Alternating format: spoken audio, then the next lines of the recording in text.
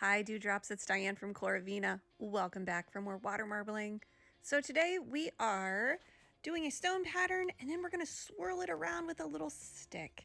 This is an option I don't use very often. It doesn't translate all that well on video, but I'll tell you, it is one of the most loved ways of manipulating your paint during my classes.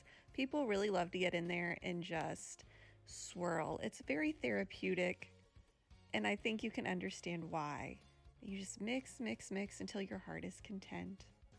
So we're making some paper, we're floating paints onto the surface of water, and then we are just swirling it around. We're gonna make a paper print today. We're getting some really beautiful prints. I'm so excited about these colors. It's time to lower down that white paper and we'll see what kind of print we get.